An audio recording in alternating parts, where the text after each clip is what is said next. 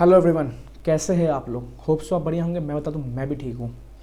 Sir हमारा चला था ऑडिट में CFS। हमने ऑलरेडी 2 लेक्चर्स ऑलरेडी CFS में कंप्लीट कर चुके हैं।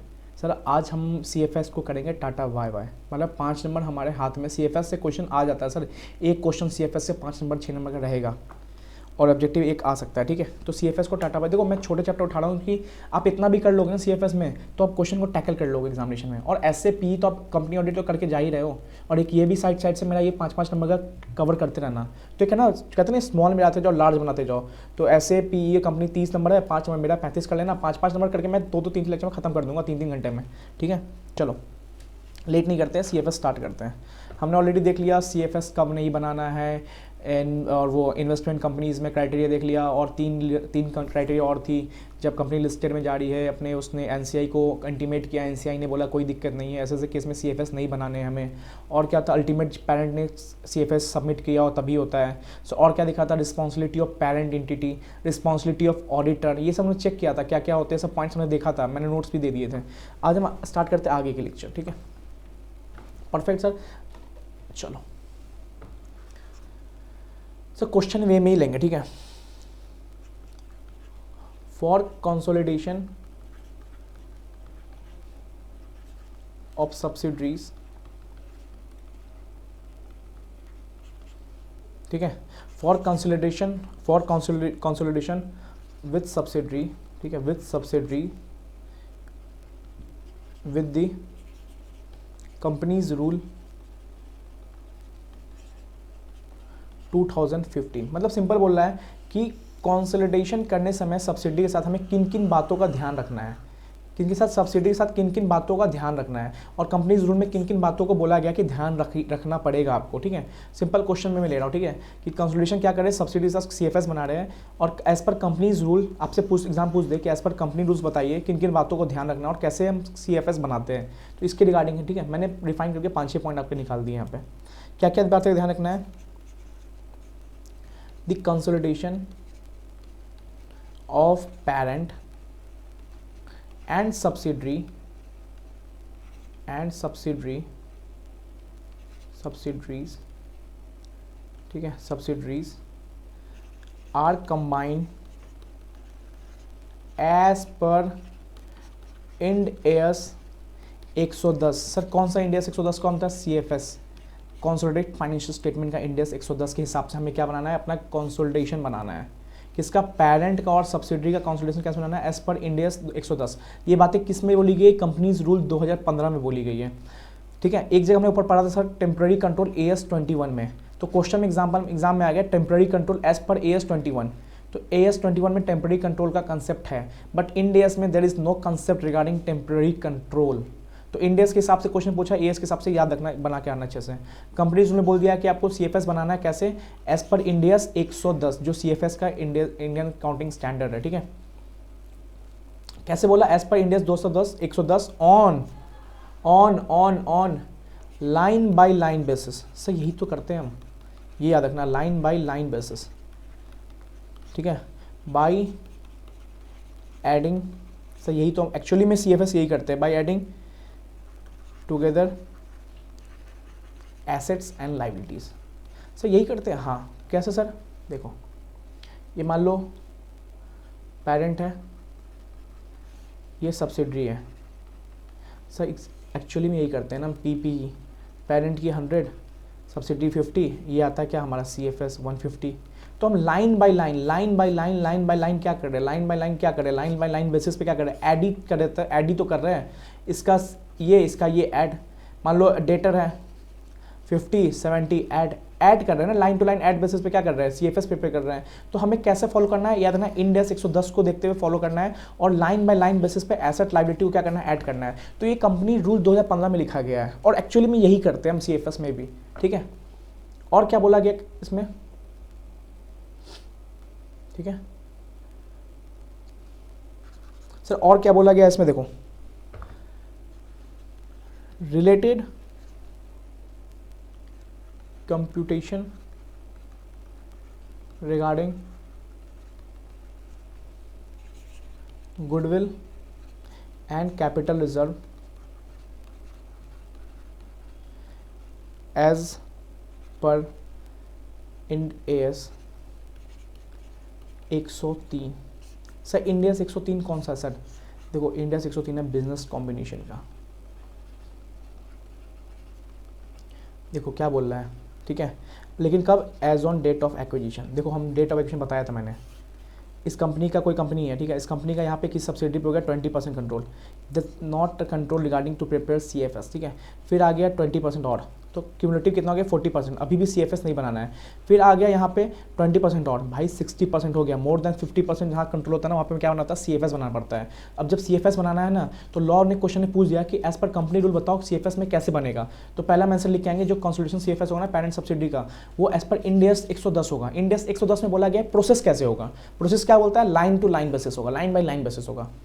और कंपनी लॉ 15 में क्या बोला है कि देखो हमें पता है कि इस डेट ऑफ एक्विजिशन पे ना दो चीज़ निकलती है, या तो गुडविल निकलेगा या तो कैपिटल रिजर्व निकलेगा। परफेक्ट, गुडविल निकलेगा या कैपिटल रिजर्व निकलेगा। ये कैसे निकलेगा? एज पर इंड एस 103 के हिसाब से जो बिजनेस कॉम्बिनेशन का इंडियन काउंटिंग स्टैंडर्ड बोला गया है। सर गुडविल कैसे निकलता है? देखो जो ये पेरेंट कंपनी ने इन्वेस्टमेंट किया, ठीक है, 100 करोड़ का, प्लस कुछ NCI होंगे 20 crore, minus net asset of subsidiary 100 crore, तो ये 20 करोड़ का गुडविल हो गया। ये मान लो net asset of subsidy 200 crore, तो ये 80 का कैपिटल रिजर्व हो गया। तो ये जो भी गुडविल और कैपिटल रिजर्व निकलेगा ना वो भी कंप्यूटेशन करना है हमें। कैसे? एज पर इंड एस 103 के हिसाब से। तो ये सब कंपनी रूल 2015 में बोला गया, तो याद रखना कंपनी रूल 2015 दिखा क्वेश्चन में, तो ये सारी बातें आपको आनी चाहिए। ये सब देखो नॉर्मली आप अकाउंटिंग इंड एस पढ़ के आए हो ना फिर, तो आपको लिंक हो रहा होगा कि गुडविल निकलता है डेट ऑफ कब? Date of acquisition. Date of acquisition कब होता है? जब कंट्रोल होता है, जब कंट्रोल एक्वायर होता है तब होता है। इस दिन गुडविल और कैपिटल रिजर्व निकलता है। परफेक्ट। और क्या करना है? हम क्वेश्चन क्या पढ़ रहे हैं कि पेरेंट सब्सिडरी के बीच का पढ़ रहे हैं। पढ़ लिए CFS 110 के हिसाब बनाना है, गुडविल कैपिटल 103 के हिसाब से निकालना है। और क्या निकालना है? एडजस्टमेंट करने हैं, लाइक इलिमिनेटिंग। देखो ये भी करते हो, देखो सब प्रैक्टिकल है यार। अब CFS पढ़ा है ना, देखो सब यही है। इलिमिनेटिंग इंट्रा ग्रुप ट्रांजेक्शन्स, देखो ये भी करते हैं हम। क्या करते हैं बताता हूँ। Example, bills payable, bills receivable, ठीक है। देखो ये क्या होता है ये मैं बताता हूँ आपको एक बार। देखो ये पेरेंट है, ठीक है, ये क्या है? सब्सिडरी है। परफेक्ट। पेरेंट ने सब्सिडरी को क्रेडिट पे सामान बेचा, तो ये सब्सिडीज के लिए क्या हुई? डेटर। बट सब्सिडरी ने खरीदा, तो सब्सिडरी के लिए क्या हुआ? क्रेडिटर। तो भाई ये 100 का डेटर हुआ, ये 100 का क्रेडिटर हुआ। तो खुद सोचो ना, जब ये बनाएगा तो इसको अपना इंट्रा ग्रुप ट्रांजेक्शन्स को एलिमिनेट करना पड़ेगा। ये 100 नहीं दिखाएगा, ये 100 नहीं दिखाएगा। तो अब ये भी पढ़ते हो ना क्वेश्चंस में कि जब पेरेंट ने ना सामान बेचा, सब्सिडी को स्टॉक बेचा, तो स्टॉक पे कुछ प्रॉफिट लगा के बेचा होगा, तो ये प्रॉफिट भी एलिमिनेट करना होता है हमें ना। इसको कंस्टेंट करना है, हमें यूनिफॉर्म करना है। तो एक बात सोचो ना, पेरेंटी इसका डेटर है और CFS में पेरेंटी तो CFS बनाती है, यही फिगर यहाँ पे आ गई, तो ये डबल डबल आ गया ना। एक तो तुम खुद में अपने इसमें 100 दिखा रहे हो, फिर बाद में तुम CFS में इसका 100 ले रहे हो क्योंकि 100 पेबल में जा रहा है। तो कुछ भी एक दूसरे के बीच में ट्रांजेक्शन्स होता है ना, इंट्रा ग्रुप ट्रांजेक्शन्स। एक का बिल्स पेबल दिखा रहा है, एक का बिल्स रिसीवेबल है, तो भाई ये सबको एलिमिनेट करना है हमें, क्योंकि CFS में इंट्रा ग्रुप ट्रांजेक्शन्स नहीं आती है। अब हटाते भी हो, एलिमिनेट भी करते हो जब CFS बनाते हो। तो जो स्टॉक आपको ओवर, मान लो स्टॉक 40,000 का है, इस पेरेंट ने 10% का प्रॉफिट लगाया, तो कुछ प्रॉफिट को आप एलिमिनेट करते हो, इंट्रा ग्रुप ट्रांजेक्शन्स बोलते हैं। तो ये सब क्या करना है हमें? एडजस्टमेंट ही करने हैं। कंपनी रूल 2015 में बोला गया कि आपको इंट्रा ग्रुप ट्रांजेक्शन्स को भी क्या करना है? एलिमिनेट करना है। मतलब एक का बिल्स पेबल, एक का बिल्स रिसीवेबल, तो एलिमिनेट करते चलना है। मतलब एक अपने बिल्स रिसीवेबल से 100 हटाएगा, तो CFS में बिल्स पेबल से 100 हटेगा, क्योंकि ये इंट्रा ग्रुप ट्रांजेक्शन्स थी। परफेक्ट, ठीक है सर। और क्या करना है? और याद रखना, in case of step acquisition, the acquirer shall measures its shareholding या its investment at fair value। Sir step acquisition क्या होता है ये बताओ। देखो जो मैं बताया ना आपको, आज इसने 20% अपनाया, मतलब कोई ABC है, वो सब्सिडरी मान लो XYZ में इन्वेस्टमेंट कर रही है, इसने 20% ही इन्वेस्टमेंट किया, मान लो 1 लाख में इन्वेस्टमेंट किया। परफेक्ट। फिर इसने एबीसी ने आगे किया 20% और किया, 20% एडिशन किया उस 20% से, 2 लाख का किया, ठीक है। फिर क्या किया, फिर एबीसी ने 20% और कर दिया, 3 लाख का। तो सर एक बात बताओ ना, क्यूमुलेटिव देखो तो यहाँ पे कंट्रोल आ गया ना, स्टेप एक्विजिशन यहीं पे तो खत्म हुआ हमारा। यहाँ पे क्या आ गया, 20 + 20 + 20, 60% का इन्वेस्टमेंट हो गया हमारा, 60% का इन्वेस्टमेंट हो गया। अब जो ये प्रीवियस इन्वेस्टमेंट है ना, इसको हमें क्या करना होता है, इसको हमें डी रिकग्नाइज करना होता है। इंडेक्स में अच्छे से पढ़े हो गए आप। देखो नया तो अपने इस दिन तो अपने फेयर वैल्यू जो दाम था अपने इसको दे दिया, मान लो इस दिन का फेयर वैल्यू दाम तो दे दिया आपने, क्योंकि अब इसी दिन आपका डेट ऑफ एक्विजिशन हो गया तो ये फेयर वैल्यू दाम हो गया। बट प्रीवियस ये जो था ना, ये आपका इन्वेस्टमेंट था। अब आप इस कंपनी के क्या हो गए, पेरेंट हो गए, तो आप कंपनी में पहले इन्वेस्टमेंट दिखाते थे, इन्वेस्टमेंट इन XYZ, 1 लाख 2 लाख। अब इस कंपनी में क्या हो गया, पेरेंट हो गया, अब आपको CFS दिखाना है, तो ये दोनों को क्या करना होता है, डी रिकग्नाइज। तो डी रिकग्नाइज जो ये दोनों होता है ना, तो as per fair value method से करना पड़ता है। मतलब 1 लाख इस डेट पे था, तो इसको आपको इस डेट पे पता करना है कि 1 लाख का वैल्यू इस डेट पे कितना होगा, तब आपको डी रिकग्नाइज करना है इतने वैल्यू को। ये 2 लाख कब था, इस डेट पे था, तो भैया जिस दिन डेट ऑफ एक्विजिशन हुआ ना, उस दिन पे आपको डी रिकग्नाइज करना है। तो स्टेप एक्विजिशन में ये होता है, जिस दिन कंट्रोल होता है ना, उस दिन हमें प्रीवियस इन्वेस्टमेंट को डेट ऑफ एक्विजिशन पे लाके फेयर वैल्यू के हिसाब से डी रिकग्नाइज करना होता है। क्योंकि आप इन्वेस्टमेंट नहीं कर रहे हो, अब तो आपको वो सब्सिडरी हो गई, आप पेरेंट हो गए, कंट्रोल हो गया आपका। आपको आप इन्वेस्टमेंट नहीं दिखा सकते, 10% 20% इन्वेस्टमेंट नहीं दिखा सकते, आपको उसको CFS के पार्ट में लेना पड़ेगा। तो आपको लाइन टू लाइन ऐड करना पड़ेगा सारे एसेट्स को, नेट एसेट्स को लेना पड़ेगा, गुडविल वो होगा, रिकग्नाइज्ड होगा। तो यहाँ पे हम क्या करते हैं, यहाँ पे इन्वेस्टमेंट को है ना, इन्वेस्टमेंट को 1 लाख और 2 लाख को है ना, आज के डेट पे फेयर वैल्यू निकालते हैं। मतलब आज के डेट पे मान लो 1 लाख का हो गया 1,50,000 और 2 लाख का हो गया 3 लाख रुपया, तो ये डी रिकग्नाइज होगा। तो ये प्रीवियस वाले हैं ना, इसको इन्वेस्टमेंट एंड फेयर वैल्यू पे करके हम डी रिकग्नाइज करते हैं। ये सारे नोट्स मिल जाएंगे, समझने में ज़्यादा फोकस करो। तो ये सब कहाँ बोली गई, ये सब कंपनी रूल 2015 में बोली गई है। तो एग्जाम में आ गया ना कि बताओ एज पर कंपनी रूल 2015 क्या क्या बातों का ध्यान रखना है। तो पहले इंडेक्स 110 लिखना है, लाइन बाय लाइन बेसिस पे ऐड करते हैं हम। और क्या बोलते हैं हम, डेट ऑफ एक्विजिशन में गुडविल कैपिटल रिजर्व बनता है, हम इंडेक्स पढ़ते हैं। देखो इंडेक्स पढ़ रहे हो ना तो सब आपको याद आ रहा होगा, हाँ डेट ऑफ एक्विजिशन में कैपिटल रिजर्व गुडविल बनता है, ठीक है। और क्या हमने देखा, इंट्रा ग्रुप ट्रांजेक्शंस को एलिमिनेट करना, ये कंपनी रूल 2015 बोला गया। और क्या बोला, स्टेप एक्विजिशन केस में पुराने इन्वेस्टमेंट्स को डी रिकग्नाइज करना है एट फेयर वैल्यू, परफेक्ट। और कुछ नहीं बोला, एक और बातें बोल गई कि इन्वेस्टमेंट, ये अलग से लिख लेना, investment in joint venture and associate. जो जॉइंट वेंचर एसोसिएट, सर दोनों में डिफरेंस क्या होता है, जॉइंट वेंचर केस में एक एग्रीमेंट बनता है, बट जब जहाँ 20% 25% का इन्वेस्टमेंट है वहाँ एग्रीमेंट नहीं है तो वो एसोसिएट होती है। बट जहाँ 30% या 25% का इन्वेस्टमेंट है वहाँ एग्रीमेंट बना है जॉइंट वेंचर का, तो वो जॉइंट वेंचर होता है। या तो जॉइंट वेंचर को और एसोसिएट को आप डिफरेंस करेंगे on the basis of agreement. तो इन्वेस्टमेंट कर रहे हो जॉइंट वेंचर या एसोसिएट्स में, then it will be accounted as per equity और फेयर वैल्यू मेथड, ठीक है। जिस दिन ये फेयर वैल्यू होगी, ये नॉर्मल समझ, ये नॉट सो इंपॉर्टेंट, ये 4 पॉइंट्स आपको याद रखने। Step acquisition, intra eliminating transactions 103 के हिसाब से गुडविल, और line by line basis. Question ज़्यादा याद करना इंपॉर्टेंट है, कैसे एज पर कंपनी रूल 2015 बोला, तो ये 4 पॉइंट आने चाहिए। और क्या बोला, जॉइंट वेंचर एसोसिएट में इन्वेस्टमेंट कर रहे हो तो उस इन्वेस्टमेंट को हम इक्विटी बेसिस पे दिखाएंगे या फेयर वैल्यू मेथड दिखाएंगे, कॉस्ट मेथड पे on the date of acquisition नहीं दिखाएंगे, ठीक है। ठीक है, इक्विटी और फेयर वैल्यू मेथड दिखाएंगे, ठीक है, perfect.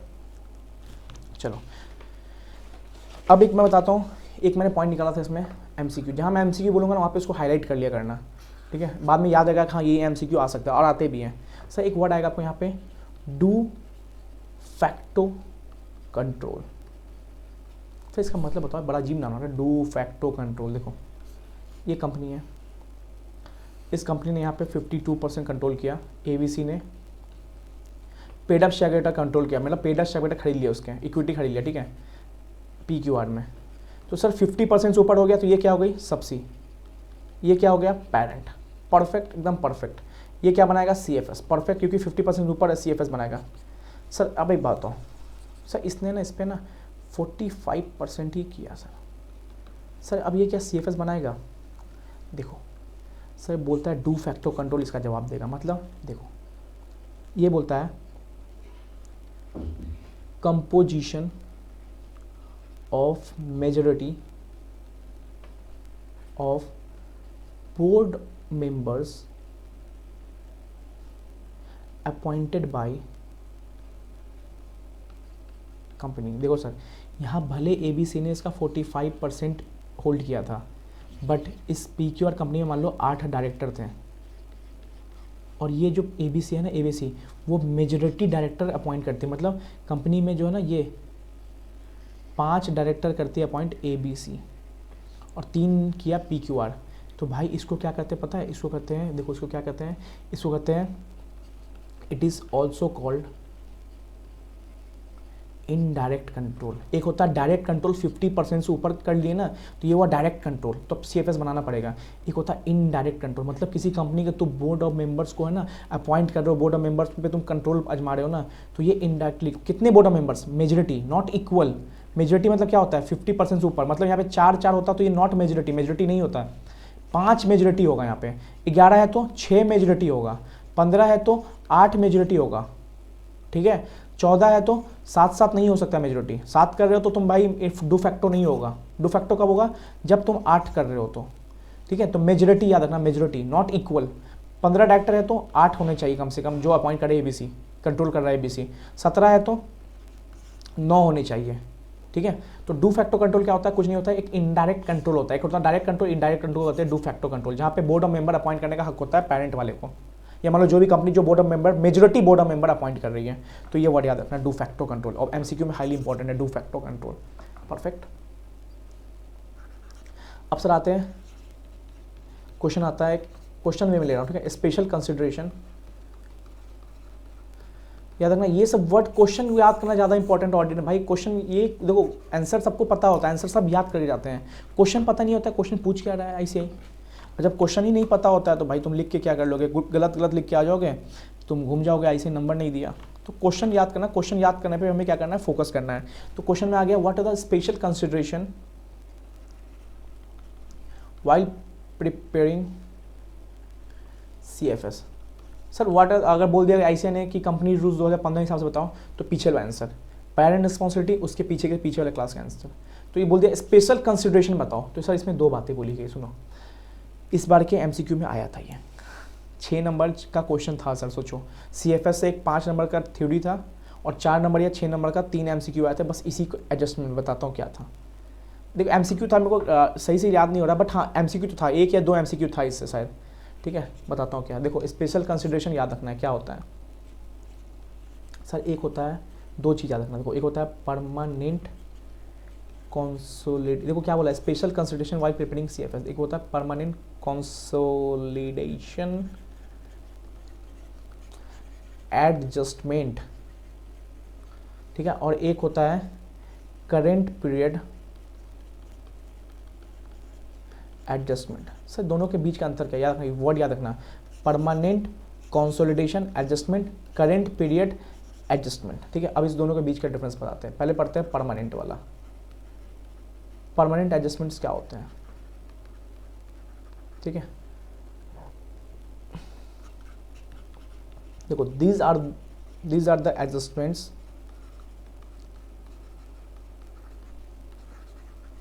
that are made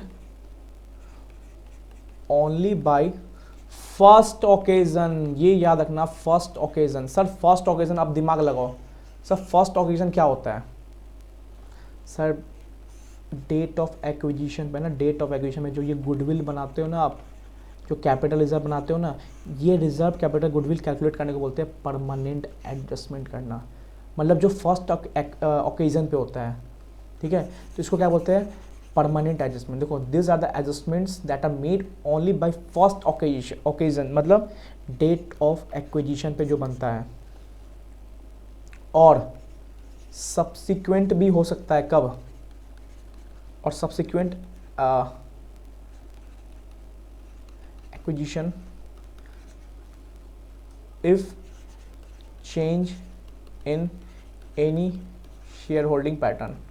sir बताओ सर, कुछ समझ नहीं आ रहा, थोड़ा दिक्कत हो रहा है, बताता हूँ, रुको, ठीक है। एग्जांपल लिख लेना, गुडविल, NCI, ठीक है, कैपिटल रिजर्व, ठीक है।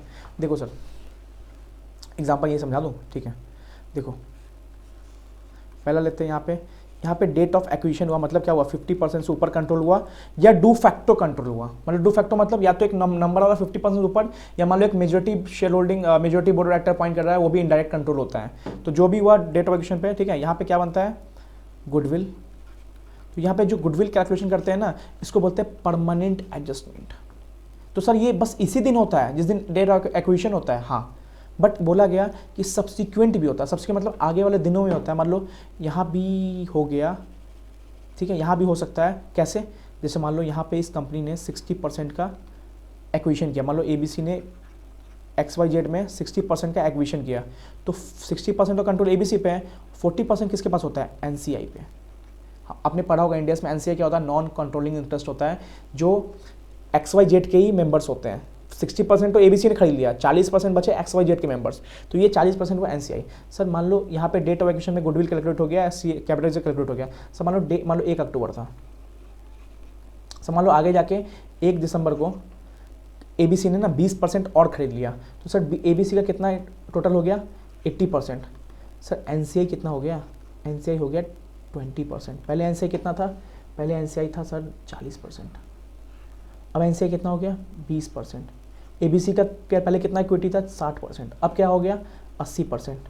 तो सर जब शेयर होल्डिंग पैटर्न में चेंज होता है ना, उसको भी परमानेंट एडजस्टमेंट कहते हैं। सर देखो शेयर होल्डिंग पैटर्न में चेंज हुआ है, पहले 60 से 80 हो गया और ये 40 से 10 हो गया, तो sir share holding pattern change हुआ ना, शेयर होल्डिंग पैटर्न चेंज हुआ,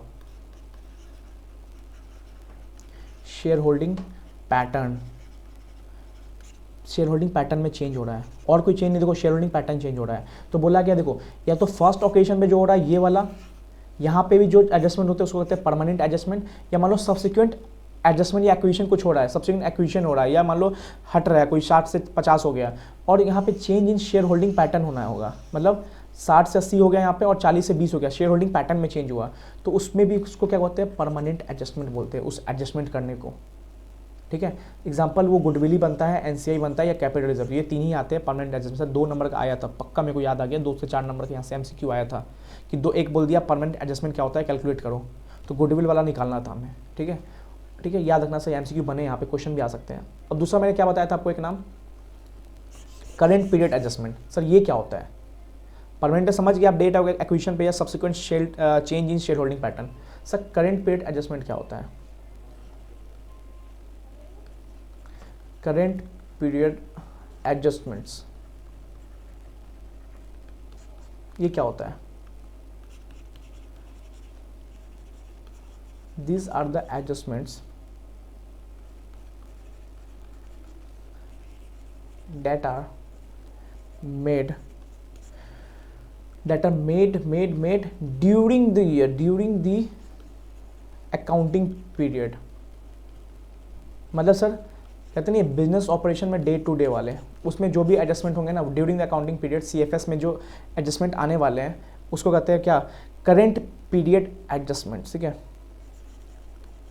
सर एग्जांपल बताओ, हाँ सर 2 नंबर का आया था, सर याद आ गया। एक करेंट पीरियड पूछा था, एक परमानेंट एडजस्टमेंट पूछा था, ठीक है। फॉर CFS इज प्रिपेयर, ठीक है। देखो क्या बोला सर, इसमें क्या होता है, इलिमिनेटिंग, जो हम इंट्रा ग्रुप ट्रांजेक्शन एलिमिनेट करते हैं ना, वो वाला इंट्रा ग्रुप ट्रांजेक्शन जो एलिमिनेट करते हैं, बिल्स पेबल, बिल्स रिसीवल वाला जो हमने देखा है अभी। सर यहाँ कोई शेयर होल्डिंग पैटर्न चेंज हो रहा है, नहीं, तो क्या हो रहा है, कुछ नहीं हो रहा है। एक क्या हो रहा है during the accounting period CFS बनाने में हम हेल्प कर रहे हैं एडजस्टमेंट का, ये क्या हो रहा है, इसमें कोई शेयर होल्डिंग पैटर्न चेंज हो रहा नहीं, डेट ऑफ एक्विजिशन पे हुआ नहीं, तो ये क्या हो रहा है, नॉर्मली बिजनेस अकाउंटिंग पीरियड में क्या हो रहा है, एक सिंपल सा एडजस्टमेंट हो रहा है जो शेयर होल्डिंग पैटर्न को अफेक्ट नहीं करता है। तो वो पहले एग्जांपल है लिमिटिंग इंटरग्रुप ट्रांजेक्शंस का जो एडजस्टमेंट करते हैं ना, वो करेंट पीरियड एडजस्टमेंट होता है, ठीक है। और adjustments in relation to harmonising the accounting policy.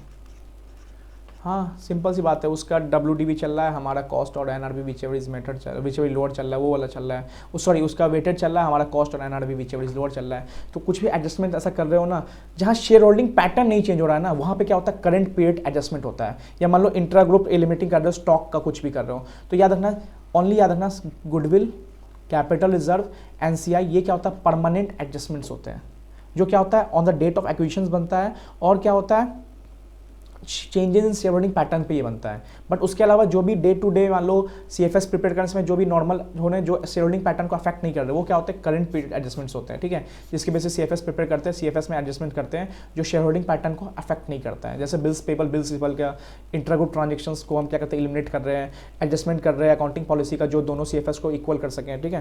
तो यहाँ पे कोई शेयर होल्डिंग पैटर्न चेंज नहीं हो रहा, ठीक है, परफेक्ट। ये दोनों याद रखने से क्वेश्चन आए हुए यहाँ पे।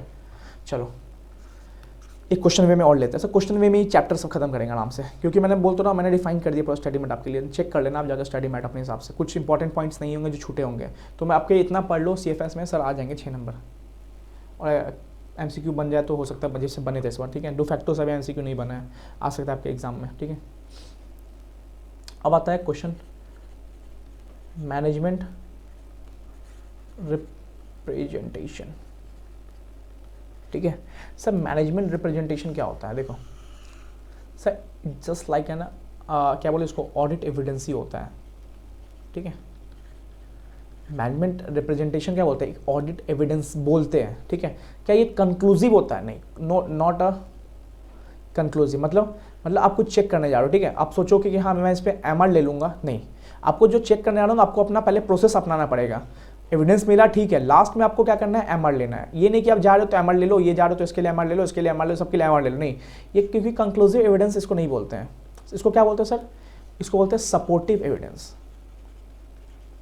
मतलब आप 501 फॉलो किए, उसके बाद आप क्या लगाइए, WR लगाइए। मतलब लेकिन आप 501 तो फॉलो करिए, मतलब कैसे 501 फॉलो करिए, 500 फॉलो करिए। मतलब 501 क्या होता है, स्टॉक, आप मान लो स्टॉक वेरिफिकेशन करने जा रहे हो, तो 501 में बातें लिखी गई है कि आपको स्टॉक काउंटिंग चेक करना है, फिर इंस्पेक्शन करना है, तो ये करो। ये नहीं कि आप स्टॉक चेक करने के बोले कि WR दे दो, नहीं।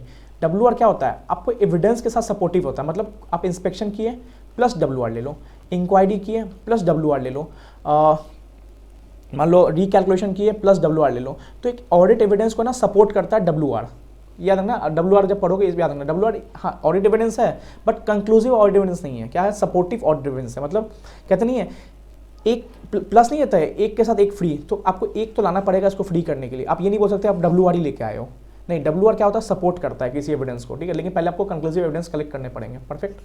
अब देखो क्या बोल रहा है, मैनेजमेंट रिप्रेजेंटेशन इस चैप्टर में कहाँ कहाँ हम लेना पड़ेगा। क्वेश्चन आता है मैनेजमेंट रिप्रेजेंटेशन कहाँ का लेना पड़ेगा, ठीक है। सुनो, the auditor shall obtain WR, ठीक है, फ्रॉम किससे, मैनेजमेंट या TCWG से, पढ़े होगा ऑडिट में, और TCWG दोज चार विद गवर्नमेंट्स, ठीक है, ठीक है। इन फॉलोइंग मैटर, हमें ध्यान क्या देना है, हमें ये नहीं ध्यान देना TCWG कौन होता है, मैनेजमेंट कौन होता है, हमें क्या देखना है, WR हमें किन किन मैटर लेना है, इन फॉलोइंग मैटर से क्वेश्चन आ सकता है एग्जाम में, ठीक है। अभी तक नहीं आया है, चांसेस मेरे को लगते ही, जो मैं बोलता हूँ लगता है ना सर करके आना अच्छे से, और मैं वही सब करवा रहा हूँ आपको अच्छे से, ठीक है। क्या बोला, क्वेश्चन आता है कि क्वेश्चन आ सकता है कि WR किस किस मैटर पे लेना है। अब देखो सर कुछ नहीं है, पीछे का जो पढ़ा हुआ है ना, बस वही देखो, वही मैटर यहाँ पे आने वाले हैं, आपको याद भी आ जाएंगे। फर्स्ट क्या देखना, WR shall acquire from management, देखो यही आएगा, regarding completeness of, sir keyword क्या है, कंप्लीटनेस ऑफ कंपोनेंट्स, ये आपका कीवर्ड है। सर याद करो, हमने याद है, हमने चेक किया था कि कैसे हम चेक करेंगे कंप्लीटनेस ऑफ कंपोनेंट्स। हमने बोला था इंक्वायरी विथ मैनेजमेंट। तो जब हम इंक्वायरी कर रहे हैं ना मैनेजमेंट, मान लो ये ऑडिटर आया, ये मैनेजमेंट से इंक्वायरी किया, क्वेश्चन पूछना चालू किया, तो मैनेजमेंट ने सब आंसर दिया कि हमारे पास 4 CFS थी, इसने बंदूक रखा, तो वो सर 5 थी, इसने बंदूक में गोली डाला, ये बोला सर 6 थी, फिर इसने ट्रिगर किया उसको, सर बोला 7 थी, तो बोला चलाने वाला, बोला सर पक्का सर 7 ही है। तो इसने क्वेश्चन किया, इसने आंसर दिया, इंक्वायरी किया, तो ये बोला चल ठीक है, तूने 7 तो बोल दिया, एक काम कर WR देते हैं। हमने अपना काम कर लिया, इंक्वायरी प्लस WR, मतलब क्या बोला, WR इज सपोर्टिव एविडेंस। पहले तो उसने इंक्वायरी किया ना ऑडिटर ने, ऑडिटर डायरेक्ट थोड़ी बोला कि WR दे, नहीं, ऑडिटर ने अपना इंक्वायरी किया, क्वेश्चन पूछा, फिर क्या हुआ, WR लिया। तो इसने क्या दिया था, इसने कंपोनेंट्स का क्या दिया था, कंप्लीटनेस के बारे में जानकारी दी थी। तो याद रखना, कंपोनेंट्स की कंप्लीटनेस के बारे में जानकारी लेने के हिसाब से भी हम वहाँ पे WR ले सकते हैं इस मैनेजमेंट वाले लोग से। यहाँ पे WR आता है, क्योंकि हो सकता है ना बाद में ये बोल दे कि सर आपने बंदूक के दम पे बताया, हमने तो 6 ही बोला था, अब उसके बंदूक नहीं था जो उसके पास, ये ताव में आगे बोला सर 6 ही बोला था, तो ये बोला रुक बेटा बंदूक तो छोड़, तूने W1 में क्या बोला था 7 थे, ये बोला सॉरी सर 7 ही थे। याद रखना W1 कब ले सकते हैं, जब कंपोनेंट्स रिगार्डिंग मैनेजमेंट जानकारी दे रहा है, तो एक काम बोलेंगे, एक काम करना, तूने जानकारी दे दिया ना, एक काम कर W1 दे दें, डेटा रिप्रेजेंटेटिव लिख के दे दें कि मैं इस कंपनी का बोर्ड ऑफ डायरेक्टर या TCWG मैं लिख के बोलता हूँ कि आज एज ऑन डेट ऑडिटर हमसे क्वेश्चन पूछ रहे हैं, इस टाइम पे हमारे कंपनी में 7 कंपोनेंट्स हैं, इस दिल्ली बंगलोर मुंबई ऐसे ऐसे, तो W1 हम कब ले सकते हैं, कंपोनेंट्स के रिगार्डिंग में W1 ले सकते हैं। परफेक्ट। सेकंड क्या है, और कब W1 ले सकते हैं, क्वेश्चन आता है और कब W1 ले सकते हैं, ठीक है। W1 सेल एक्वायर मैनेजमेंट से ही ले रहे, ठीक है, मैनेजमेंट से W1 लिया था, ठीक है, मैनेजमेंट रिगार्डिंग रिलेटेड पार्टी और रिलेटेड पार्टीज ट्रांजेक्शन, दोनों में केस में। मतलब देखो हमने पढ़ा था ना ऊपर कि हम क्या कहते हैं, रिस्पॉन्सिबिलिटी क्या होती है पेरेंट की, कि रिलेटेड पार्टीज को ही पता करे। कभी कभी होता है ना कि डायरेक्ट कंट्रोल नहीं पता चलता है, कभी कभी रिलेटेड पार्टी के थ्रू भी कुछ कंट्रोल बन जाता है। तो मान लो ऑडिटर ने पूछा कि तुम्हारी रिलेटेड पार्टी कौन कौन थी, इसने बोला कि हमारी रिलेटेड पार्टी ये सब थी, तो ऑडिटर ने क्या किया, वहाँ जाके इंक्वायरी किया, इंक्वायरी करने के बाद पता चला कि हाँ इसकी रिलेटेड पार्टी ये थी, तो ऑडिटर ने बोला एक काम कर, तूने कंपोनेंट्स के बारे में बताया ना ऊपर, अब तो काम कर, तेरा कुछ ट्रांजेक्शन्स हुआ है ऐसे ऐसे, 5 लाख का इस डायरेक्टर के साथ हुआ है, 50 लाख का इस KMP के साथ हुआ है, तो इस ट्रांजेक्शन रिगार्डिंग एक काम कर W1 दे दें, ठीक है। तो रिलेटेड पार्टी के रिलेटेड पार्टी हमने ऊपर देखा सर, फर्स्ट क्लास में पढ़ा था, रिलेटेड पार्टीज के थ्रू भी क्या होता है, कभी कभी इनडायरेक्टली कंट्रोल बन के वो CFS बनने का ऑब्लिगेशन आ सकता है। मान लो ये कंपनी है, इसमें इस कंपनी ने 51% होल्ड किया, इस कंपनी ने यहाँ पे कुछ 25% होल्ड किया, तो ये एसोसिएट बन गई ना, तो कुछ भी रिलेटेड पार्टी टाइप लग रहा है ना, तो यहाँ भी हम W1 ले लेंगे। ये रिलेटेड पार्टीज और रिलेटेड पार्टी ट्रांजेक्शन अलग होता है। ट्रांजेक्शन क्या होता है, कुछ मॉनेटरी टर्म में ट्रांजेक्शन हुआ, और रिलेटेड पार्टी क्या होती है, नॉर्मल एक KMP बन गया वो रिलेटेड पार्टी हुई, तो जरूरी नहीं होता रिलेटेड पार्टी बनते ही वो रिलेटेड पार्टी ट्रांजेक्शन हो। Related party is different thing, related party transaction is different thing. Perfect. तो यहाँ भी हम W1 ले सकते हैं। मतलब क्या बोल रहे हैं, सिंपल क्वेश्चन क्या है, W1 कहाँ ले सकते हैं, कंपोनेंट्स की कंप्लीटनेस पता करने W1 ले सकते हैं, रिलेटेड पार्टी बताया मैनेजमेंट ने, रिलेटेड पार्टी ट्रांजेक्शन बताया, वहाँ पे W1 ले सकते हैं। ठीक है, और कहाँ W1 ले सकते हैं सुनो, और ऑडिट में क्या बोला गया सुनो, ऑडिटर में एक्वायर, ठीक है। देखो यहाँ पे बोला सेल, अब देखो यहाँ बोला ऑडिटर में एक्वायर WR फ्रॉम मैनेजमेंट। देखो यहाँ पे तो बोला कि भाई तू ले ही ले, ऑडिटर बोला कि काम कर, तूने रेटिफाइड ट्रांजेक्शन पूछा ना, ले ही ले। यहाँ भी पूछा कि काम कर तू ले ही ले, सेल मैंडेटरी बोला, बट यहाँ बोला ना ऑडिटर को एक काम कर ऑडिटर तू चाहे तो क्या कर WR ले ले फ्रॉम मैनेजमेंट, कब, रिगार्डिंग सब ऊपर क्या है, क्या permanent adjustments and current year adjustment, current year transactions adjustment. So ऊपर देखा permanent adjustment, current year adjustment क्या होता है। परमानेंट एडजस्टमेंट क्या होते हैं, जो डेट ऑफ एक्विजिशंस में गुडविल, कैपिटल रिजर्व्स, NCI में क्या होते हैं चेंजेस आते हैं, ये बनते हैं, कैलकुलेशन होते हैं, उसको कहते हैं परमानेंट एडजस्टमेंट। या मान लो कोई भी subsequent change in share holding pattern होता है। करंट पीरियड एडजस्टमेंट क्या होते हैं, जो भी इंटर ग्रुप ट्रांजेक्शन होते हैं जो CFS बनाने में हेल्प करते हैं, जहाँ पे change in share holding pattern पे इंपैक्ट नहीं डालता, उसको कहते हैं करंट पीरियड एडजस्टमेंट। तो जो भी ये दोनों मैनेजमेंट कर रहा है, मैनेजमेंट ही करेगा एडजस्टमेंट्स, मैनेजमेंट ही तो CFS प्रिपेयर करेगा। तो ऑडिटर लग रहा है ना कि काम करते हैं इस रिगार्डिंग क्या करते हैं WR लेते हैं, मैनेजमेंट ने ये एडजस्टमेंट्स किए, WR ले लो भाई इसके रिगार्डिंग। परफेक्ट। बट सर यहाँ पे मैं क्यों बोला, भाई हम ऑडिटर है, माना जाता है कि हम टैक्सेशन और अकाउंटिंग एक्सपर्ट हैं, तो भाई जरूरी नहीं कि हर बार तुम इसमें ले ही लो। हम खुद को बोलते हैं यार हम तो अकाउंटिंग एक्सपर्ट है, ये सब तो हम आराम जानते हैं, बचपन से पढ़ते आए, CFS 110, बिजनेस कमीशन 103, ये सब पढ़ते हैं। तो हम यहाँ बोले कि चाहे तो ले सकते हो। यहाँ पे बोले कि देख यहाँ पे तेज में बंद, उसने बताया यहाँ पे फ्रॉड होने के ज़्यादा चांसेस है, WR ले लेना। यहाँ पे क्या बोला, चाहे तो ले ले, क्योंकि तू भाई एक्सपर्ट है यार, ऑडिटर, तू CA है, तू अकाउंटिंग पढ़ के आया यहाँ पे। तो अकाउंटिंग और ऑडिट के में हम एक्सपर्ट की हेल्प भी कम लेते हैं, आपने पढ़ा होगा 600 की सीरीज़ में एक्सपर्ट वाला जो हेल्प लेते हैं वहाँ पे, ठीक है। तो वहाँ पे other than accounting and auditing छोड़ के, टैक्सेशन छोड़ के, हम दूसरे काम में एक्सपर्ट की हेल्प लेते हैं, क्योंकि माना जाता है कि हम उसमें एक्सपर्ट है, आगे का पता नहीं। चलो ठीक है, और क्या ले सकते हैं, एक जगह और है याद रखना, WR फ्रॉम मैनेजमेंट। चौथा ज़्यादा इंपॉर्टेंट नहीं है, regarding companies segments. On the basis of geographical, on the basis of product. मान लो कंपनी का अलग अलग सेगमेंट है, दिल्ली में सेगमेंट है, ये सेगमेंट है, इधर सेगमेंट है। सेगमेंट आपने पढ़ा होगा, इंडेक्स में दिखाता है सेगमेंट 50% ऊपर, एक्सपोर्ट। सिंपल मतलब सेगमेंट वर्ड याद रखना, ठीक है। 3 इंपॉर्टेंट अपनी बात बता दिया। चौथा क्या बोला, कंपनी ने अगर सेगमेंट बना रखा है ना, company product wise, geographical area wise, तो सेगमेंट रिगार्डिंग भी पता कर लो कि कंपनी ने, मैनेजमेंट ने क्या क्या सेगमेंट बताया अपने, उसके रिगार्डिंग WR ले लो। तो सर टोटल कितने WR हो गए? WR लिया हमने कंप्लीटनेस ऑफ कंपोनेंट्स पता करने के लिए, और WR लिया हमने रिलेटिव पार्टी ट्रांजेक्शंस या रिलेटिव पार्टीज पता करने के लिए। WR लिया हमने परमानेंट एडजस्टमेंट मैनेजमेंट ने किया उसके लिए, करंट ईयर एडजस्टमेंट किया उसके लिए। WR लिया हमने जो मैनेजमेंट बताया हमें कि क्या क्या उसके सेगमेंट्स है उसके लिए, ठीक है।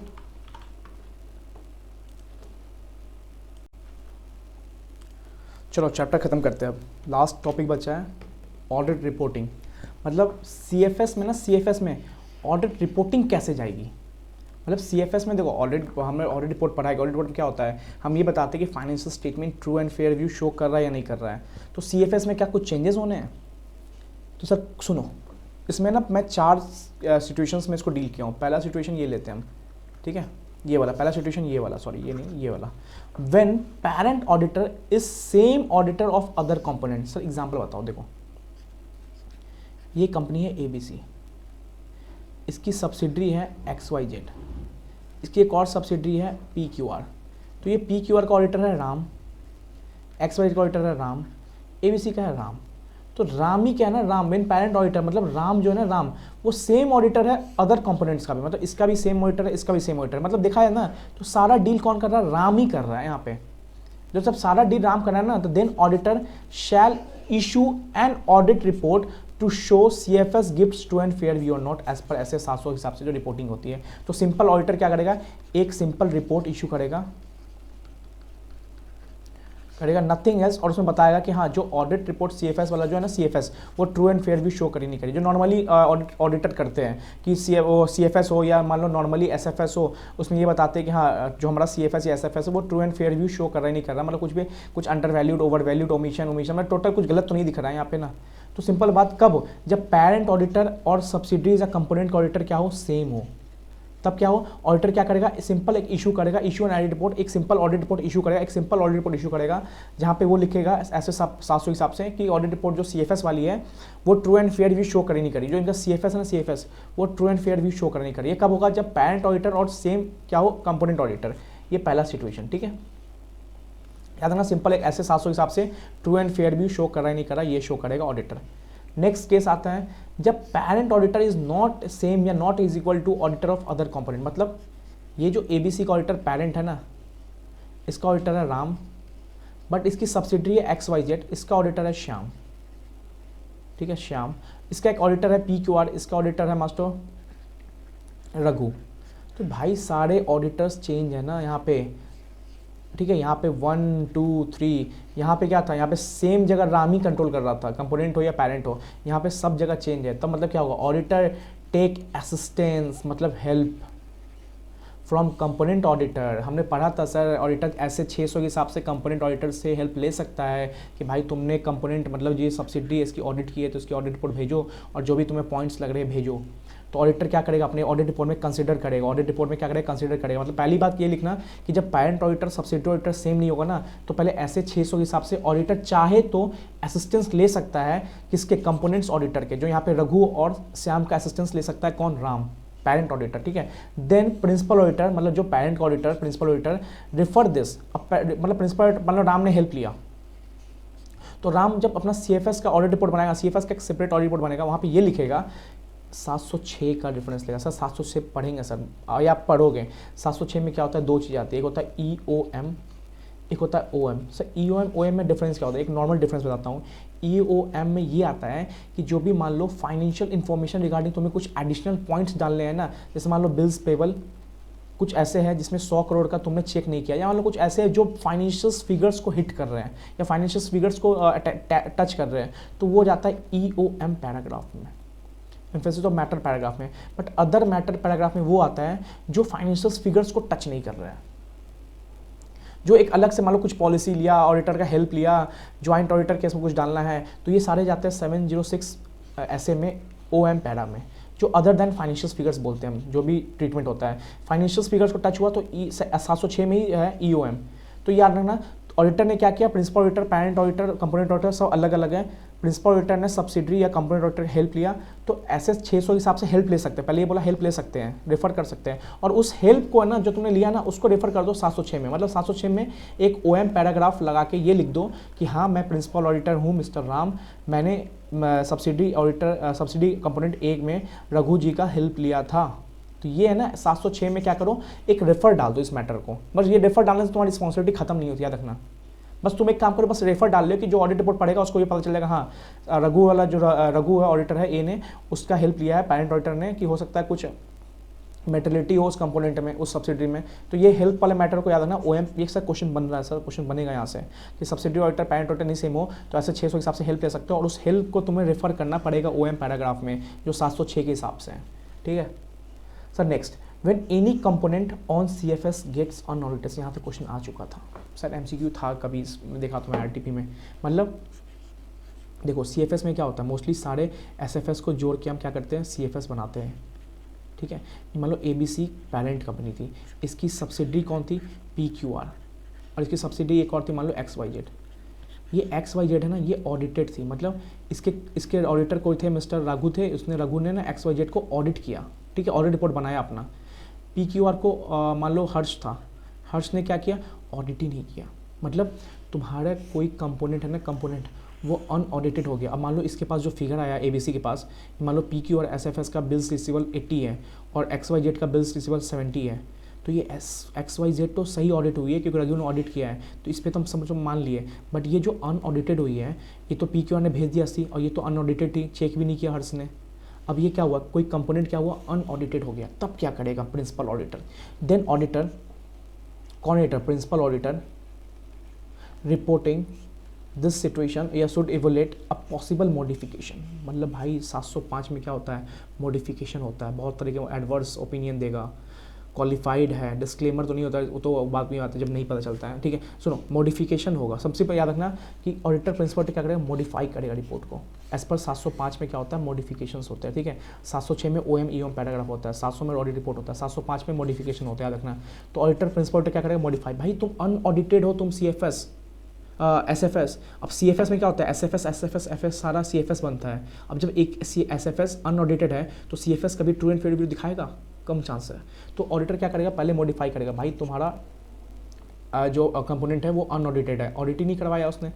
दूसरा क्या है, अब ये पता करेगा प्रिंसिपल ऑडिटर क्या वो कंपोनेंट मटेरियल है। अब इसमें पता चला इसका टर्नओवर है ना सर, इसका टर्नओवर था 10,000 का और इसका टर्नओवर था 10 करोड़ का, और ये प्रिंसिपल का टर्नओवर है 50 करोड़। ये 50 करोड़ 10 करोड़ ये 10,000 का टर्नओवर, मतलब ये नॉट मटेरियल। कंपोनेंट क्या है, नॉट मटेरियल। कंपोनेंट क्या है, नॉट मटेरियल। मतलब हाँ ठीक है, अनऑडिटेड है, अनऑडिटेड है no doubt, unaudited plus non material. तो ऑडिटर क्या देगा, क्वालिफाइड। क्वालिफाइड में क्या होता है ना सर, हम ये लिखते हैं ऑडिट रिपोर्ट में कि सब कुछ ठीक है, everything is true and fair view ऐसे करके, एक्सेप्ट PQR कंपनी जो अनऑडिटेड है। मतलब सारे कुछ ट्रू एंड फेयर व्यू दिखा रहा है, बट PQR जो कंपनी है ना वो अनऑडिटेड है, उसको छोड़ के। तो कंपोनेंट जब नॉट मटेरियल होता है ना, जब मान लो 10,000 का टर्नओवर है या क्या मटेरियल है इसमें, तो उसमें हम ये डालते हैं क्वालिफाइड डालते हैं, और ये क्वालिफाइड में स्टेटमेंट ये होती है, वहाँ लिखा था एक्सेप्ट, मतलब एक्सेप्ट PQR छोड़ के सब ठीक है। बट जब कंपोनेंट मटेरियल है, मतलब भाई इसमें 10,000 नहीं सर, इसमें 10 करोड़ का ट्रांजेक्शन्स होता है, टर्नओवर है, और इसमें भी 10 करोड़ है। भाई ये 10 करोड़ का अनऑडिटेड है, मतलब कंपोनेंट अच्छी खासी मटेरियलिटी डिराइव करती थी, तो भैया हम एडवर्स देंगे। फिर कंपोनेंट नॉट मटेरियल है तो भैया सिंपल बता देंगे क्वालिफाइड। क्वालिफाइड क्या होता है कि भाई सब कुछ ठीक है बस इसको छोड़ के, मतलब इतना गंदा इंपैक्ट नहीं डाला। बट एडवर्स मतलब क्या हुआ, भाई तुम्हारा मटेरियल कंपोनेंट ही ऑडिट नहीं हुआ है, तो CFS कहाँ से सही फिगर शो कर देगा, CFS भी ब्लंडर मिस्टेक हुआ है फिर तो। ठीक है, तो याद रखना unaudited plus not material is equal to qualified, unaudited plus material नहीं हुआ है, मटेरियल है तो एडवर्स ओपिनियन। ठीक है, अब चौथा चीज आया, when component auditor on financial under different accounting policy. मतलब सिंपल समझो, ये कंपनी है दिल्ली की, इसका सब्सिडरी है फ्रांस। ये बोल रहा है सिंपल सी बात कि जो कंपोनेंट ऑडिटर ने, कंपोनेंट मतलब कौन ये वाली फ्रांस वाली component auditor report on financial under different accounting framework. मतलब ये जो फ्रांस वाली ने, मान लो हमारे तो इंडिया से हिसाब से बनता है, अकाउंटिंग स्टैंडर्ड जो भी है, इंडियन अकाउंटिंग, ये बनता है मान लो France accounting standard. Different accounting framework है, जो पेरेंट है ना उससे डिफरेंट है। पेरेंट क्या है, इंडिया से, इंडिया वाली की। बट कंपोनेंट की बात करें, कंपोनेंट क्या है, कंपोनेंट क्या है, कंपोनेंट क्या है, वो डिफरेंट अकाउंटिंग फ्रेमवर्क से बनी है, मतलब फ्रांस अकाउंटिंग फ्रेमवर्क से बनी है।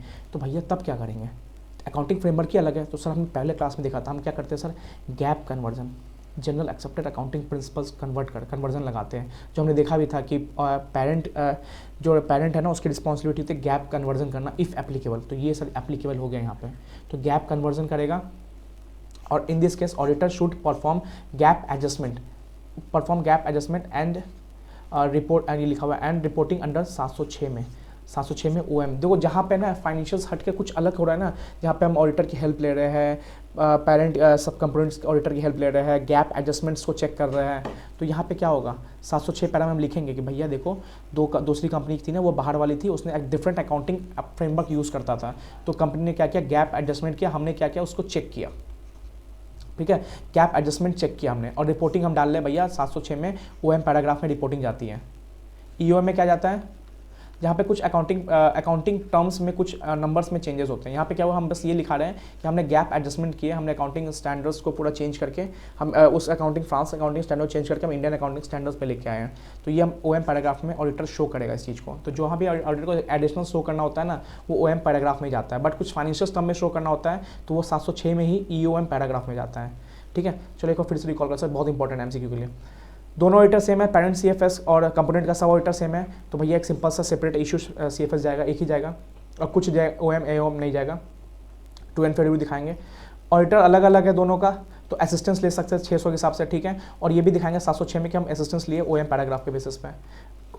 कंपोनेंट अनऑडिटेड है प्लस मटेरियल नहीं है तो क्वालिफाइड दे देंगे, मतलब सिर्फ एक बोलेंगे एक्सेप्ट PQR जो कि अनमेटेरियल थी उसको छोड़ के सब ठीक है। बट कंपोनेंट अनऑडिटेड है, क्या कंपोनेंट अनऑडिटेड, कंपोनेंट मतलब ये वाली सब्सिडी सब अनऑडिटेड है, प्लस वो कंपोनेंट जो है ना वो मटेरियल थी, तो भैया एडवर्स जाएगा, बड़ा इंपैक्ट हुआ है कंपनी में। अब क्या हुआ, दोनों कंपोनेंट जो है ना वो अकाउंटिंग स्टैंडर्ड फॉलो नहीं कर रही है, या अकाउंटिंग फ्रेमवर्क जो फॉलो नहीं कर रही है, जो पेरेंट कंपनी की थी। पेरेंट कंपनी इंडियस कर रही है, ये बाहर की कंपनी है, वो फ्रांस AS करती है। तो पेरेंट कंपनी की रिस्पॉन्सिबिलिटी क्या होती है, गैप कन्वर्जन करना। हम क्या करेंगे, गैप कन्वर्जन को चेक करेंगे, परफॉर्म करेंगे कि गैप कन्वर्जन सही हुआ कि नहीं हुआ है, और उसको देखते हुए हम ऐसे 706 में OM पैराग्राफ में इस चीज़ को डालेंगे। ठीक है, 5 नंबर आपके हाथ में है सर, यही आएगा, इसमें से कोई क्वेश्चन उठ के आने वाला है, कंसेप्ट है ये सब। ये इंपॉर्टेंट ऑडिट रिपोर्ट क्या देना है, 4 सिचुएशन डाल के ABC करके दे सकता है, और आपके स्टडी मैट में क्वेश्चंस भी है, तो वो स्टडी मैट क्वेश्चन करा लेना जो मैंने करवाए हुए हैं, और एक्स्ट्रा जो भी होंगे आप देखना चाहो तो देख लो, एक छोटे मोटे कॉन्सेप्ट्स होंगे, नॉट सो इंपॉर्टेंट, बट जितना मैंने करवाया है ना 5 से 6 नंबर एग्जाम में आएंगे। ठीक है, पहला चैप्टर कंप्लीट। नेक्स्ट चैप्टर में उठाऊंगा PSC उठाऊंगा, ठीक है, पब्लिक सेक्टर अंडरटेकिंग उठाऊंगा, वो भी 5-6 नंबर का डिट्टो आता है। ABC एनालिसिस में सर वो एक कैटेगरी का चैप्टर है, हर अटेम्प्ट में 6 नंबर आता है, 5 नंबर आता है। चलो गुड नाइट, ऑडिट पहला चैप्टर खत्म, अच्छे से रिवाइज करना। 3 चैप्टर में 3 लेक्चर्स में 1-1 घंटे मैंने खत्म किया है। अब देखो इतना तो देना पड़ेगा, 2-2.5 घंटे आपको एक चैप्टर पे 6 नंबर के लिए। जब 6 नंबर आता है ना सर तो अलग खुशी मिलती है कि इसे चैप्टर छोड़ के आते हैं बच्चे, और ये आपको आता होगा, और ईजी क्वेश्चन आता है यहाँ से, और 2-3 नंबर के MCQ दिसंबर में भी थे इससे। चलो गुड नाइट, प्रिपरेशन करो अच्छे से।